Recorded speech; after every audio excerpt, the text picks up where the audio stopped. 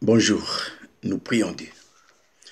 Bien-aimé ton Père Céleste, quelle joie, quel privilège pour nous que de pouvoir nous asseoir à tes pieds, comme faisait autrefois Marie de Béthanie, pour t'écouter, oh notre Dieu. Ainsi, Seigneur, nous te recommandons entièrement ce temps, afin que par la puissance de ta vie, tu puisses, oh notre Dieu, nous prendre en charge. Utilise les mots humains, les paroles et les expressions. Toi seul connais comment est le cœur de l'homme. Et nous voulons dire comme Samuel parle, tes serviteurs et tes servantes t'écoutent. Ainsi, Seigneur Jésus, nous te replaçons toujours à ta juste place, car il faut vraiment que tu règnes. Oui, le trône est à toi, le marchepied est à nous. Et nous te louons, nous te bénissons, au nom de Jésus. Amen. Josué chapitre 1.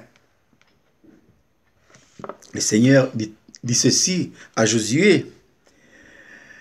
Tout lieu que foulera la plante de votre pied, je vous le donne. Comme je l'ai dit à Moïse, vous aurez pour territoire depuis le désert et le Liban, jusqu'au grand fleuve de l'Euphrate, tout le pays des Hétiens et jusqu'à la grande mer vers le soleil couchant. Nul ne tiendra devant toi tant que tu vivras. Je serai avec toi comme j'ai été avec Moïse. Je ne te délaisserai point et je ne t'abandonnerai point. Fortifie-toi et prends courage, car c'est toi qui mettras ce peuple en possession du pays que j'ai juré à leur père de leur donner. Fortifie-toi seulement et bon courage en agissant fidèlement selon toute la loi que Moïse, mon serviteur, t'a prescrite.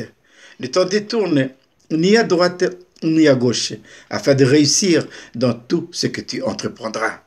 Que ce livre de la loi ne s'éloigne point de ta bouche, mais dites-le jour et nuit pour agir fidèlement selon tout ce qui est écrit, car c'est alors que tu auras du succès dans tes entreprises, c'est alors que tu réussiras. Ne t'ai-je pas donné cet ordre? Fortifie-toi et prends courage.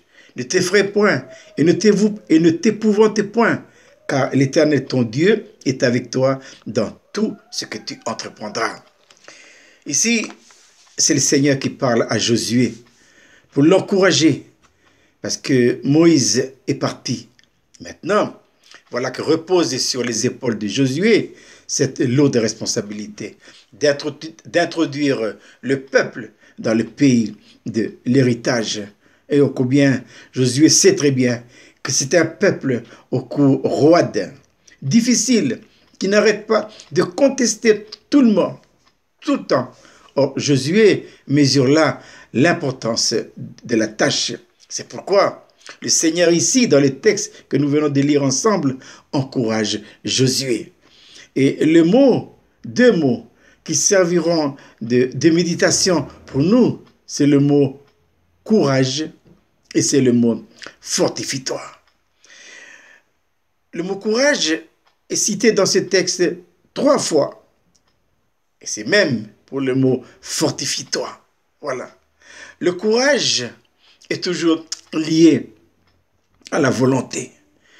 Nous savons que notre âme est dotée de 3 facultés, à savoir la volonté, capacité de choisir et de décider, et ensuite l'intelligence, la capacité de réflexion, d'analyse et de déduction, et ensuite les sentiments, la paix, la joie, l'amour, la haine, la colère. Mais je dirais que l'élément le plus déterminant, c'est la volonté. Celui qui n'a pas de volonté, eh bien, il va se laisser entraîner à tout vent de doctrine. Un jour ça marche, un jour ça ne marche pas. Pour rien, il panique déjà. L'intelligence, c'est très bon, mais la volonté, c'est plus important. Parce que si quelqu'un est intelligent et qui n'a pas de volonté, il ne tiendra pas la route. Ah oui, c'est vrai, il va comprendre beaucoup de choses, mais c'est quelqu'un à qui le Seigneur ne confiera jamais de responsabilité. Voilà. Mais par contre, celui qui est très peu intelligent, mais qui a la volonté, à celui-là, le Seigneur va lui confier des responsabilités, parce qu'il sait que c'est quelqu'un qui va tenir envers et contre tout. Alors, le Seigneur dit à Josué, bon courage. Voilà. Le courage, comme je disais tout à l'heure, est lié à la volonté. Le courage, c'est Dieu. Dieu est capable de nous donner du courage. Mais non, parce que oui, mais s'il le donne, si jamais il le donne, eh bien nous serions des robots. Le courage, c'est notre part à nous. C'est votre part à vous et c'est ma part à moi. Nous devons être des hommes et des femmes courageux. Ah oui. Surtout que si nous avons la certitude et suffisamment d'indices que nous sommes vraiment dans le timing de Dieu, dans le temps de Dieu, ah maintenant je dirais qu'il faut y aller les yeux fermés. Il faut s'engager. Ah oui. Le Seigneur aime de tels hommes et de telles femmes, des hommes et des femmes courageux. Voilà. Il faut avoir du courage. Il y aura des difficultés, il y aura des épreuves, il y aura des situations, mais comme je disais souvent, les épreuves et les situations, les circonstances que nous rencontrons dans notre vie, ce sont des boosters pour nous stimuler, pour nous encourager à aller de plus en plus en avant. Voilà. Maintenant, le courage. Il y a deux courages. Il y a le courage humain et le courage de Dieu. Voilà. Vous savez, il y a des hommes et des femmes qui, sans être chrétiens, ils sont très courageux. Ah oui. Moi, j'en ai vu dans ma vie des hommes qui sont courageux, mais très courageux. Mais je dirais que c'est ça qui est décourageant pour l'homme naturel. C'est que ce courage-là n'a pas de valeur aux yeux de l'Éternel. C'est décourageant, hein? Parce qu'un homme et une femme qui peut être doué de courage naturel, Dieu regarde ça comme de la souillure. Il ne regarde même pas. Et voilà pourquoi la prédication de la croix, c'est une folie pour le monde. Parce que Dieu regarde son courage à lui comme de la souillure. Dieu ne retiendra jamais un seul iota qui vient du courage de la vie naturelle. Ça, jamais. C'est pourquoi l'homme ne peut pas accepter ça. Hein? Ah oui, et Dieu non plus. Hein? Je répète, hein? Dieu ne peut pas accepter un iota du courage de l'homme naturel. D'ailleurs, c'est prévu, c'est vu déjà, hein? C'est expérimenté que le courage humain, ça peut être un exploit, mais ça va toujours tourner au vinaigre. Ah oui, le courage humain, ça ira un temps, mais ça n'ira pas plus loin. Le deuxième courage, le seul courage, le courage qui peut aller jusqu'au bout, c'est quoi? C'est le courage de Dieu. Parce que le courage de Dieu, ça vient de quoi? Ça vient de la vie de Dieu. Je disais tout à l'heure, hein, le courage de l'homme vient de la vie naturelle. Mais ce courage-là n'a pas de valeur. Ça ne sert à rien. Excuse-moi si je dis ça, mais je dis au nom de Dieu que le courage qui vient de l'homme, Dieu regarde ça comme de la souillure. C'est qui a de la valeur. C'est le courage qui vient de la vie de Dieu.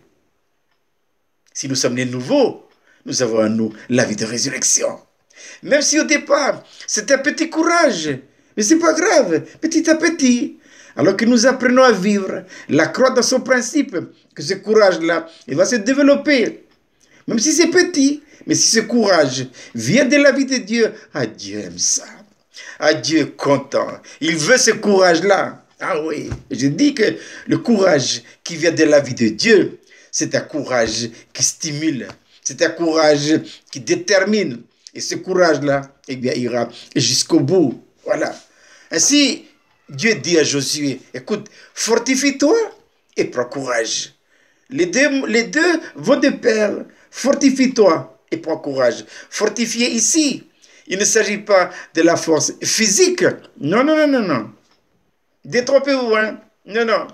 C'est bien si quelqu'un peut être physiquement fort et puis qu'il est courageux spirituellement. C'est très bien. Mais la force dont il est question ici, ce n'est pas une force physique, c'est une force spirituelle. Voilà. Et cette force spirituelle, elle se trouve dans notre esprit. C'est pourquoi l'apôtre Paul dit dans sa lettre aux Galates, il dit, c'est pour la liberté que Christ vous a affranchi. Demeurez donc ferme. Mais cette fermeté, ça procède d'où? Ça procède de l'esprit. Voilà, c'est notre esprit. Hein? Ésaïe 26, verset 3, il dit ceci, la version Darby. Il dit, il dit, il dit, à celui qui est ferme dans son esprit, tu assures la paix, la paix. Pourquoi? Parce qu'il se confie en toi. Je répète, Ésaïe 26:3, version Darby. À celui qui est ferme dans son esprit, qui assure la paix, la paix. Pourquoi? Parce qu'il se confie en toi. Voilà. Et Ésaïe 30, il dit, fortifie-toi. Voilà.